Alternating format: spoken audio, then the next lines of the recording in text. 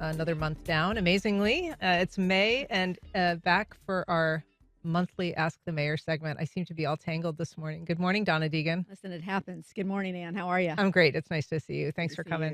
you. I want to start just with kind of a lighter subject Okay. because we're hearing a lot these days about Travis Hunter. He's the new two-way player for the Jags. You're a pretty big Jags fan. Huge Jags fan. I Yeah. want your thoughts. And have you had a chance to meet him? I did. I met him the first day the Jags brought him into town. He's just a delightful young man, and I'd give him a little bit of grief because he initially had committed to Florida State, and I Right. said, I want you to know, you were in the doghouse with me at first, but you've redeemed yourself today. And he was very gracious and fun, and it sounds like he's just full of personality, and I'm looking forward to seeing what he does on the team. It sounds like it's gonna really spark just some enthusiasm, some interest for people who are just dying to sort of see him in action. It's so funny, Anne. This the fan as fans, we're all the same, right? We get to, "Well, how dare we not make the playoffs?" And okay, I'm gonna rip up my. And then the second that the new season starts, or we get a great player, or we're all just full of optimism again, and I just love it. It's just the nature of being a fan, but people are truly excited, and I personally hope for Trevor Lawrence that he has the additional weapon that he needs. That's going to be quite the 1-2 punch with him and BTJ, I think. Yeah. Well, hope springs eternal for the Yes, Jaguars, right? yes, yes. All right. Less fun topic. So this has been generating a lot of heat, and not just locally, but from some state politicians, including the governor. This is this gun registry that the state attorney, Melissa Nelson, is investigating Mhm. as to whether the city has been keeping illegally logs of gun owners' information at city buildings. Um, I know that you've provided some information. Your office has provided information to the Yep. state attorney as this investigation is ongoing. What can you tell us about any of the latest that you're hearing about this? I know that a number of former city staffers, current city staffers, have been asked to provide some information and have been subpoenaed. Yeah, I can honestly tell you the same things that I have told you, Ann, because we're respecting the state attorney's investigation. We're going to let her do her job and have full faith and confidence in that. But I will simply say again that we are complying with everything that we're being asked to do. There's a great volume of information that we've been asked to provide, emails and communications and things, and we're providing all that. This directive was written before I came into office. I'll say that again. It was written before I came into office, before I was sworn in, and we know that from documentation. So we don't know how long before that was under discussion. But apparently, it was simply sent from a city employee to a security firm. Um, and beyond that, we have to wait for the investigation to find out what else happened. I can simply tell you, it never made it to my level, never made it to me. Um, and as soon as I found out about it, we stopped the practice, and we've now put some proactive steps into place to make sure that we're aware of any form or procedure or policy that we might not have been aware of, and we're going to continue to move forward with making sure that the proper checks and balances are there, so that our basically what we're doing is we are asking our city departments to put together all policies and procedures, and we're gonna check those against state law, um, because obviously most policies and procedures would have been implemented before I came into office. Um, so we're gonna make sure that we're all on the same page there, and then just make sure that they follow the steps up the chain that need to be followed before anything is changed. How much of this is political? I mean, I know that you say that this was created before you took office, and the reporting has shown that this policy change was drafted prior to when you were sworn in. Yeah, and it really, we called it a policy change, but really it was simply a directive for a practice for the security company. That's really what it was. It wasn't a policy necessarily. It was this is the step that we're going to take to comply with this new law. I think that was that my supposition from simply what I know, what I've seen, is that this new law was going to go into place. I guess there was a response from the security folks, of here's how we're going to try to keep people safe. I don't And from this what was a new law that basically was allowing people who were carrying concealed weapons into city buildings and not that they were allowed to carry those. Right, Previously, they had not been. right, and so it looks like just a response to that, but we're not going to know till the investigation is complete, and we are certainly, you know happy to wait on the results of that and feel like that's the respectful thing to do. And then I should ask as well, because there has been some reporting since this about the city's hiring of the Bedell law firm, which has a connection to your general counsel, Michael Fackler. There's like kind of a father-in-law relationship with one of the principals of that law firm. Mhm. Are you comfortable that that hiring process is aligned with, all state and local requirements that ask for either disclosure or some sort of allowance if somebody is related to somebody in a contracted company? Well, the general counsel is the general counsel for the whole city. He is a separate and equal branch of basically of the government. So, what I was told, because I asked about this, assuming you would ask, is that was run up through both local and state ethics, and was approved. So, I don't have any reason to doubt that. All right. We are talking to Jacksonville Mayor Donna Deegan, and if you'd like to join the conversation, you can give us a call with a question or comment at 904-549-2937. You can email First Coast Connect at wjct.org, or you can reach out on social media and find us at FCC On Air. We've got a call from Douglas in Mandarin. Good morning, Douglas. Go ahead. Good morning. I called in about 2 months ago for the monthly mayor meetup, and I'm on Cordial Drive in Mandarin by Greenland Road and Phillips Highway, and we have one of the 4.3 miles of unpaved roads that are owned by the city, and we have gargantuan potholes that completely fill up with water, and the streets like undrivable. And I had heard that I would get a call back, but I've left several messages with the mayor's office over the last 2 months and haven't gotten any kind of return call Well, I about am getting. I am I am very sorry to hear that because I specifically remember your call and I remember asking that be addressed. So I want to, if you would not mind, can do. I don't want to take his information Yeah, we over can the. get it off the air. If I can get your phone number off the air, I will personally follow up on that today. Okay, thank you. You bet. Lot of folks, especially when it comes to this, is what people are interested in, and that's what they mostly want to talk about. When are you going to pave my roads? When are you going to make sure it doesn't flood anymore? When are you going to make sure that it's safer for my community? Those are the things that I think that people really want to know. And I'm sorry that call was never returned from my office, but we'll make sure that it is. Okay. Well, Douglas is back on hold, and we can get his number and you can contact him. We've got a call from Yasmina in Arlington. Good morning, Yasmina. Go ahead. Hi, good morning.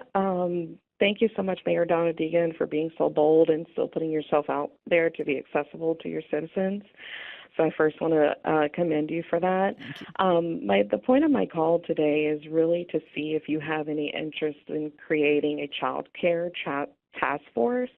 There's so many families our day and age that are struggling to find affordable, quality child care, and I believe that that would be something that is prudent to your citizens of today in terms of just being able to know that that's front of mind and that you identify that this is something that many people are impacted by. Listen, I think it's a great idea, and we've had many of these discussions. If you're someone who would like to be involved in something like that, I would love to speak with you. It certainly is an issue for a lot of families, and I think it does make a lot of sense that it's something that we could address on a city level. All right. Thanks, Yasmina.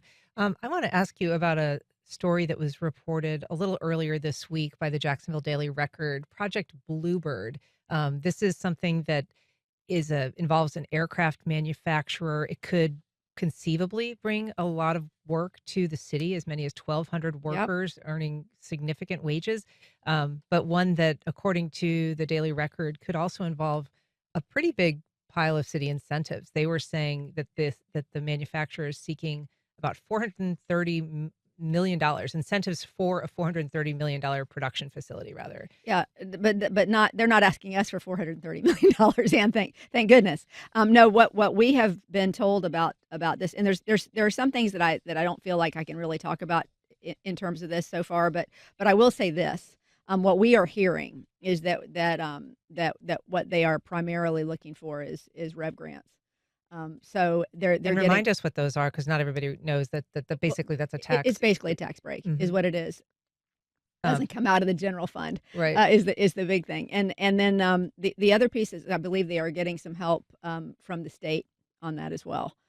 So I don't think this is gonna be anything that's gonna give people a lot of heartburn, but something with a whole lot of upside for the city in terms of jobs and technology. Yeah.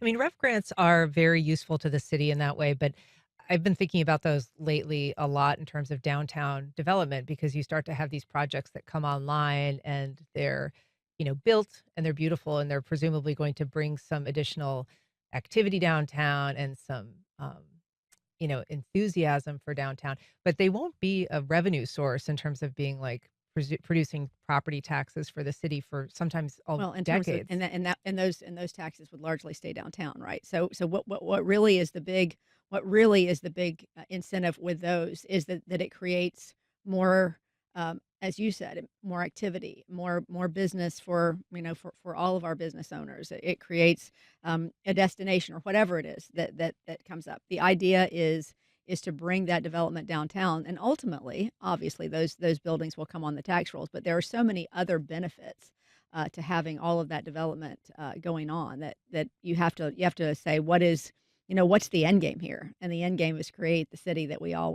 would like to see with the amenities that folks would like to have and the ability to live, work, and play downtown, as we say. All right. We've got a call from Mrs. Green in St. Johns County. Good morning. Go ahead.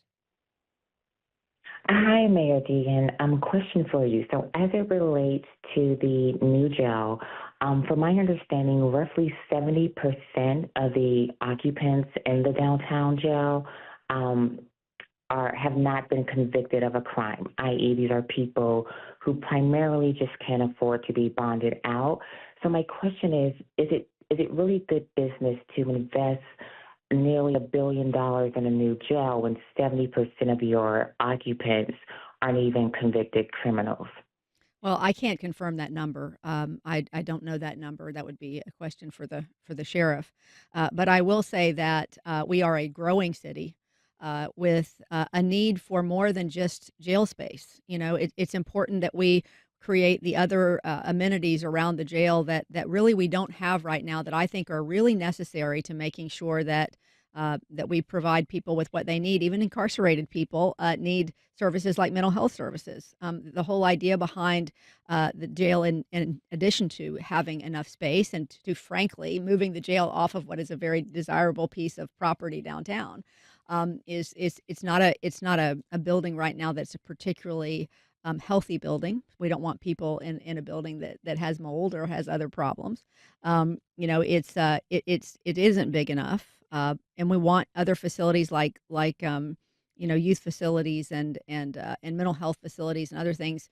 In my discussions with the sheriff, really, it comes down to how can we best provide what the citizens of this community need, and certainly, you don't like to hear a number like that, but at the end of the day, when people are arrested, they have to go someplace until they're processed and moved on. So we are a big city. We need a jail.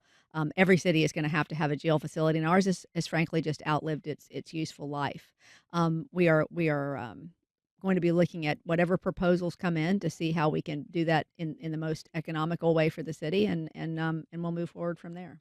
And, to her point, I mean, obviously, a lot of people in jail are waiting adjudication, they're Sure, waiting a trial, and so absolutely. they haven't been convicted of That's anything. a whole additional conversation, I think, truly, because there are so many ways in which that can be addressed, but it doesn't negate the fact that we need a jail facility.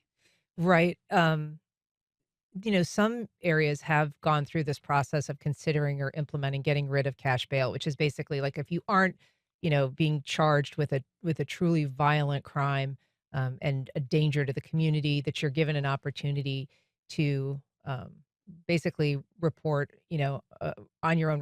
What do they call it? On your Yeah, on your own recognizance, yes. right. Mhm. And so, some places have tried that out. It's been kind of controversial because, very often it means, for instance, if somebody was involved in an assault on their neighbor, Mhm. that wouldn't necessarily rise to Yep. that level. So they could just be, returned home. And it hasn't always worked out well. Has there ever been any serious discussion here that you know of for that kind of exploration, getting rid of the traditional bail bond system? I think there has been discussion. I don't think that it is something at this point that has really gotten any sort of real positive attention. from our legal from our from the sheriff or from the state attorney. But I'm sure those discussions are ongoing. Um, there's always got to be discussion on how we can be most efficient in those scenarios and how we can be fairest to people who are incarcerated. And I'm sure those discussions will be going on. The city recently opened a new process, a civil review process, and it's sort of one of those like we used to call it boring but important topics, Yes. because I don't think people necessarily think civil review, we're starting a new process, but it actually could have some major impacts for people who are trying to get business done in the city. Explain, if you can, just kind of what civil review is and what this is going to do to try to impact Well, how quickly that moves. it's basically covers the horizontal elements of construction projects like water and sewer lines, drainage and roadways and parking and some of those sorts of things. But um, what we have heard over and over again from the development community is that permitting is too slow. And we started off with residential housing and have really gone now into the more commercial residential. We had a number of conversations with Tony Slayman, who, as you know, has been a developer in our city for a very long time, and he said, "Gosh, I've been trying to get people to look at this civil review process for a long time. If we could look at perhaps bringing in outside professionals that could do some of this work, it would make the process move faster." So that's under review right now. We're trying to digitize things like we've done with the other permitting and other processes in the city so much. In fact, everything pretty much when we came in was paper. And so we're working towards getting things. I know it's crazy, right, in this day and age. We're working toward getting everything digitized and as part of Jack's Epics. But eliminating the paper is a big deal. And then we're looking also at an express lane that would allow a developer to pay an additional fee to move through the process faster, to Mm. get a review in a more timely Just manner like than. Disney. Yeah, just like Disney or just like your fast pass in the car. Um, we're looking at all those things, but the bottom line is, time is money, and we if we want these development deals to move through, and we do, what we've seen happen in the past is they've taken so long that people have said, "Hey, we've got to back out or we have to start over."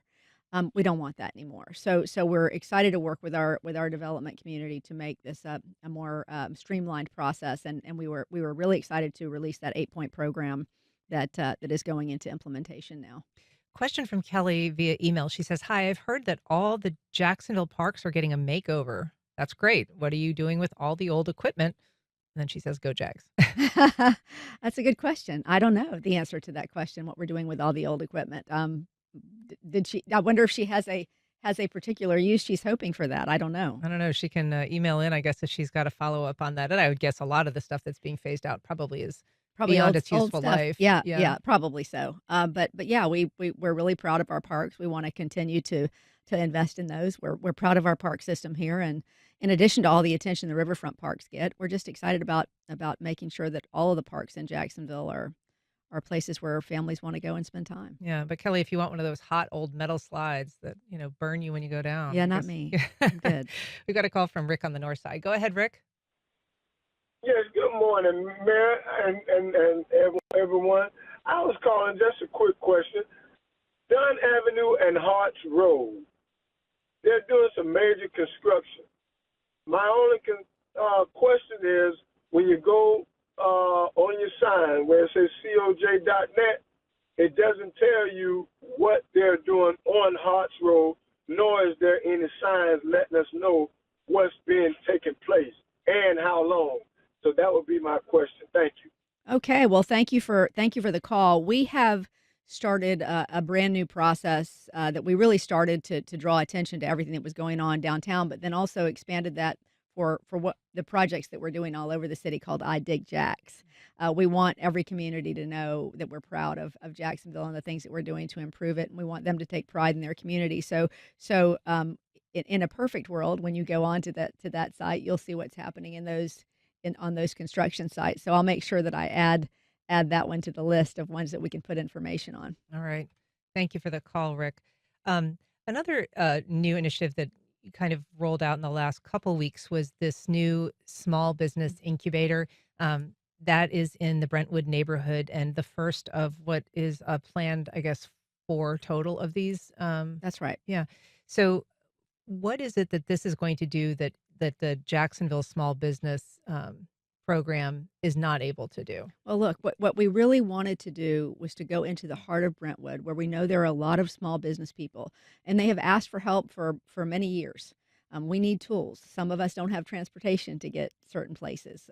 We need to make sure that we are providing the tools for small businesses to make sure that in those critical first years and after that they can succeed, not just be developed, but succeed. So that center is going to make sure that it provides, workforce development, training, all the things that a small business person would need to be successful. And then that, because it's there for follow up too. That's really an important piece of this. It's not just that you provide the training, but you're there with experts to provide the follow up. Because it's in the follow up that a lot of small businesses fail. I Can you think. walk through a little bit how that would work? Like, for instance, if I've got a home cake baking business, that I want to sort of scale or create a brick and mortar, facility for, and I come um, into that center, what is it what awaits me? What is it that they could provide? What do they need from me as a person that's interested in starting a small business or getting that support? Well, I couldn't tell you the exact steps that take place, but what we've been told by our JSEB providers, or by Greg Grant and the folks that run that center, is that there are so many steps that take place after you've created your small business. So you get your initial steps done, but then have you created the type of a business plan that is necessary for you to succeed? You'd be amazed at how many small business people, it's not just automatic that people know how to create a successful business plan. The folks there will help them to create a successful small business plan and then walk them through that. Here are your marks that you want to hit. Here's what you need to keep track of, and then help them in that process. Here's the training that you need. Here's the follow up that you need. So I think that any small business person needs to learn those tools just like anybody who's starting anything new. But what we know is that many small businesses fail within the first year that they are created. And I think a lot of that has to do with the fact that they haven't put those essential plans in place and had the follow up that they need. Are they going to be able to help secure some financing? Is that another thing that they can provide, or is it more just advice? Well, we've done that in other ways with other city programs, and I know there's also I believe there's a chamber program that does that as well. But I would say for our part, this is more about making sure that people have the training that they need. Now, I will say that we've increased the number of JSEBs by 30%. And added $22 million in contracts to them through the city this year. So we are helping them to succeed by making sure we're hiring those small businesses. We've created $2 million in micro grants, for businesses. But a lot of this has to do with providing the support and the training that's needed, and even job seekers who come in, not just small business people who are seeking job training, specific jobs that they want to work toward. We have that training as well within that center, and there'll be one at the main library, the Phoenix Arts and Entertainment District, and also at Cecil Commerce Center that'll be coming online in the coming months. And that facility itself, it was built to be a liquor store that was very controversial. Now it's going to be this small business incubator. What is it that the community has settled on? I mean, are they satisfied now? Because there was, some concern. They'd wanted it to be a community center rather than this small business incubator. Yeah. Are you able to work with them towards that? Has there been any resolution in terms of how they feel about its use? Yeah, I met with Lydia Bell and her group that is focused on this weeks ago. We're going to meet actually again this afternoon, and continue to try to work towards something that will benefit them. But I will say that we determined with this building itself that 3,000 square feet was just really not the size of what you would need for a community center. You really need 15,000 square feet or more for a community center. You've got half a mile down the road, the library, which does have room right now for community meetings. That will be scheduled for a renovation at some point. It's in the CIP. But I know she has some other ideas, and we're going to sit down and we're going to talk through those. We want the community to be happy. We felt by listening to the business community that it was incredibly important to them to have this resource, and we felt the size of the building was perfect for that. So hopefully we'll continue to work toward a solution with her and that group. We've got a call from Lisa on the west side. Good morning, Lisa. Go ahead.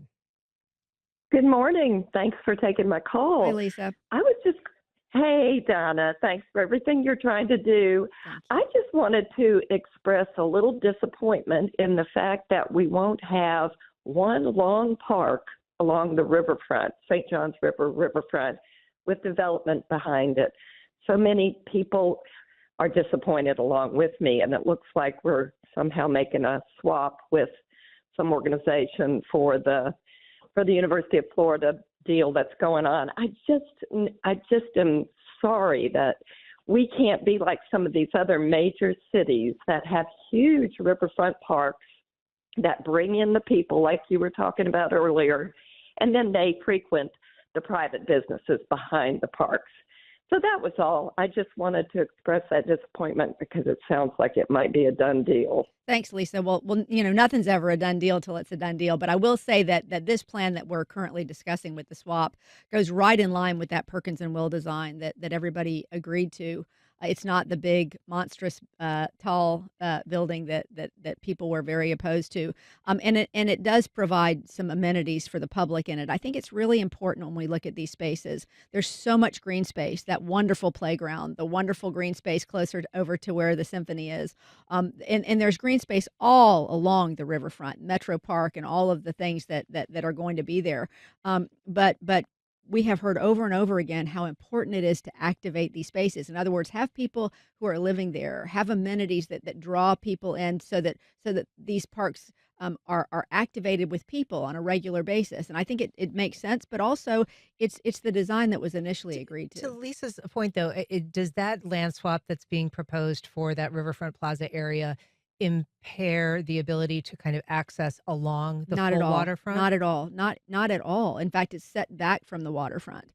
You have the playground, you have all the access points along the water, you have the continuous river walk that goes all the way down, and then all of that connects to the Emerald Trail, which is miles and miles and miles of green space. So we are not going light on the green space. That is a priority for me too, and I think this is a So it'll still be an accessible. It just may not be all of it a parkland, but it would still be the water It's a very riverfront. it's a very small parcel compared to the rest of the park there.